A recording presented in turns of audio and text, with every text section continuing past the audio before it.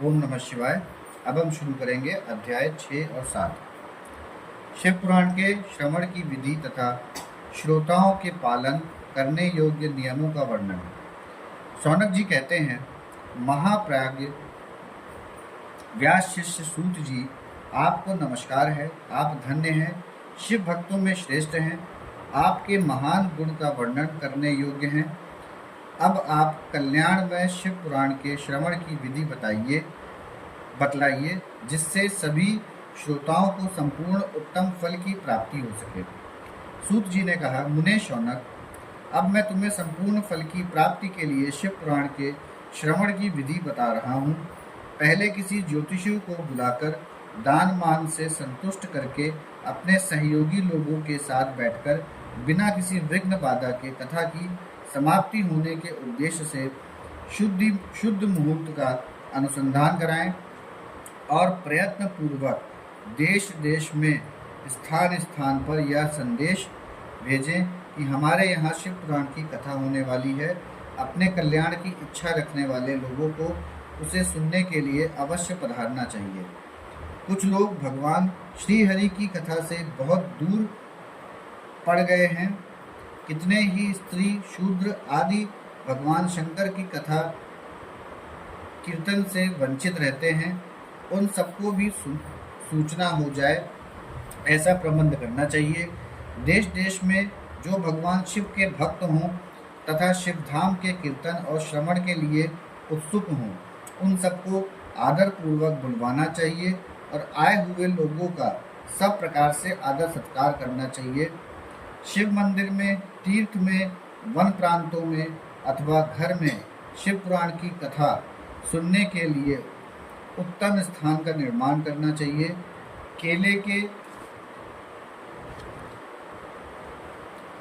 खंभों से सुशोभित एक ऊंचा कथा मंडप तैयार कराएं। उसे सब ओर फल पुष्प आदि से तथा सुंदर चांदों वेशे अलंकृत करें और चारों ओर ध्वज पताका लगाकर तरह तरह के सामानों से सजाकर सुंदर शोभा संपन्न बना दें। भगवान शिव के प्रति सब प्रकार से उत्तम भक्ति करनी चाहिए। वही सब तरह से आनंद का विधान करने वाली है। परमात्मा भगवान शंकर के लिए दिव्य आसन का निर्माण करना चाहिए तथा कथावाचक के लिए भी एक ऐसा दिव्य आसन बनाना चाहिए जो उनके लिए सुखद हो सके। मुने, नियम पूर्वक कथा सुनने वाले श्रोताओं के लिए भी यथा योग्य सुंदर स्थानों की व्यवस्था करनी चाहिए। अन्य लोगों के लिए साधारण स्थान ही रखने चाहिए, जिसके मुख से निकली हुई वाणी देहधारियों के लिए कामधेनु के समान अभीष्ट फल देने वाली होती है। उस पुराण वेत्ता विद्वान वक्ता के प्रति तुच्छ बुद्धि कभी नहीं करनी चाहिए। संसार में जन्म तथा गुणों के कारण बहुत से गुरु होते हैं, परंतु उन सब में पुराणों का ज्ञाता विद्वान ही परम गुरु माना गया है।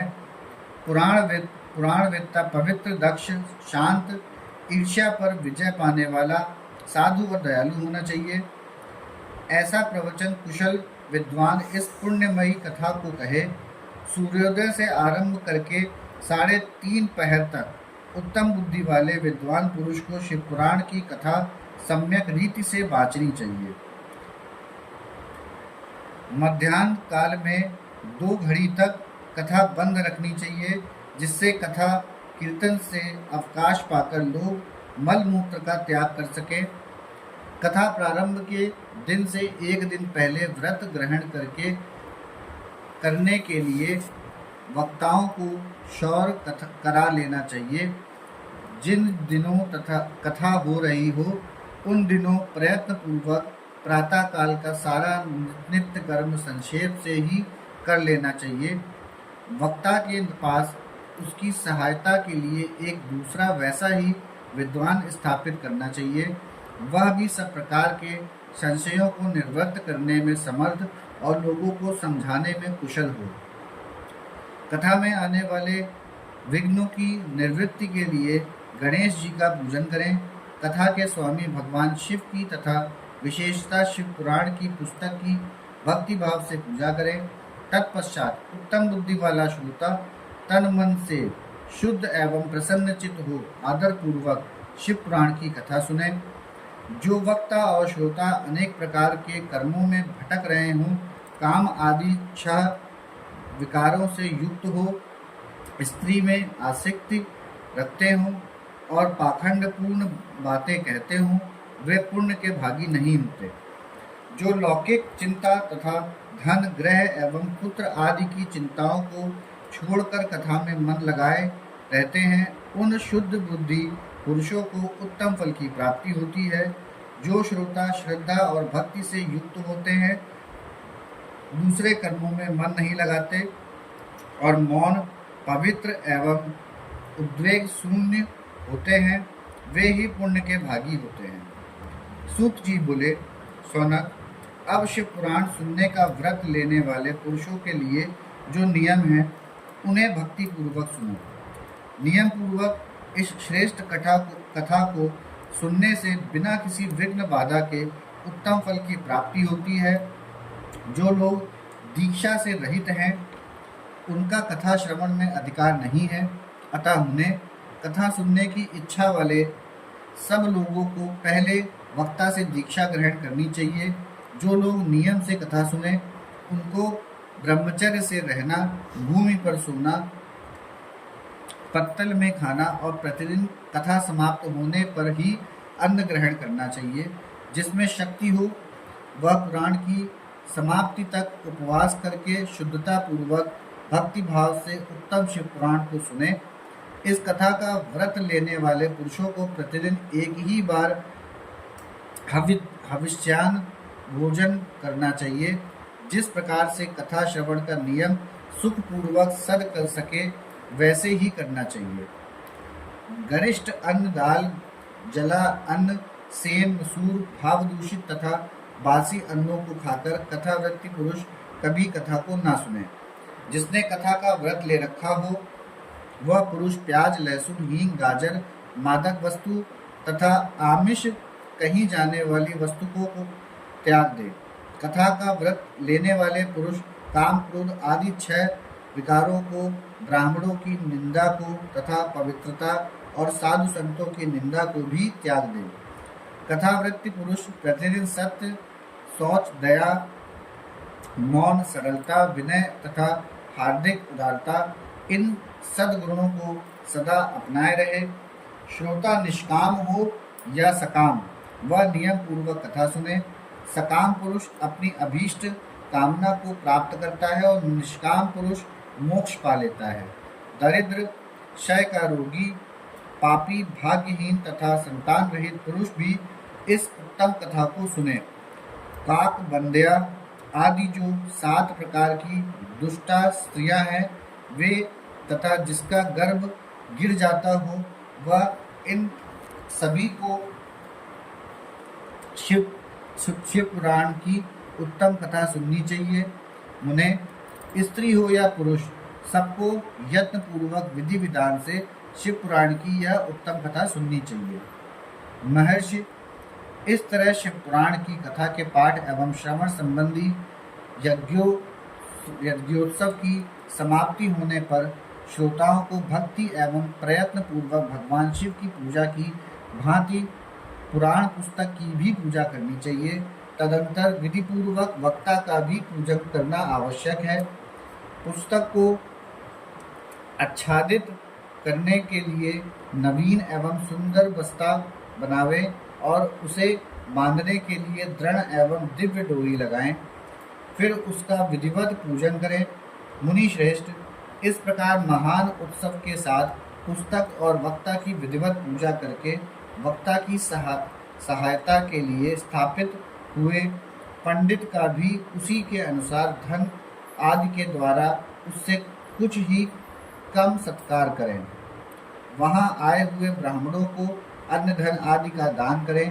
साथ ही गीत, वाद्य और नृत्य आदि के द्वारा महान उत्सव रचाएं। उन्हें यदि श्रोता विरक्त हो तो उसके लिए कथा समाप्ति के दिन विशेष रूप से उस गीता का पाठ करना चाहिए, जिसे श्री रामचंद्र जी के प्रति भगवान शिव ने कहा था। यदि श्रोता गृहस्थ हो तो उस बुद्धिमान को उस श्रवण कर्म की शांति के लिए शुद्ध हविष्य के द्वारा होम करना चाहिए।